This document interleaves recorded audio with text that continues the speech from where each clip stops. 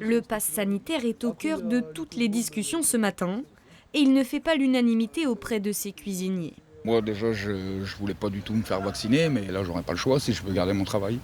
Ça fait 20 ans que je travaille et là je peux perdre mon travail juste pour un vaccin, quoi. Donc ça m'embête.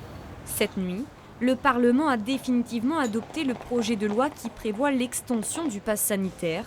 À la fin du mois d'août, le justificatif sera obligatoire pour les salariés des cafés-restaurants ou encore dans le secteur des transports. Plusieurs patrons pointent du doigt le calendrier. Ça pourrait peut-être coincer avec un ou deux salariés qui n'ont pas spécialement obtenu les délais correctement pour avoir la deuxième dose. Donc en espérant que ça passe, il n'y a pas de jour de la place. Donc le mettre en place pour le 31 août, je ne sais pas si ça va être si évident que ça. Pour tout le monde, en tout cas, dans notre profession. Parce qu'on a été un peu pris de court aussi, ça ne nous laisse pas beaucoup de marge de manœuvre. Passé le 30 août, un employé sans passe sanitaire sera privé de son salaire et son contrat sera suspendu. Un scénario que ce gérant veut éviter. Il réfléchit déjà à une alternative.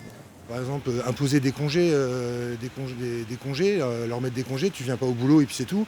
Tu prends tes congés à ce moment-là parce qu'ils ont cumulé des congés qu'ils n'ont pas encore pris.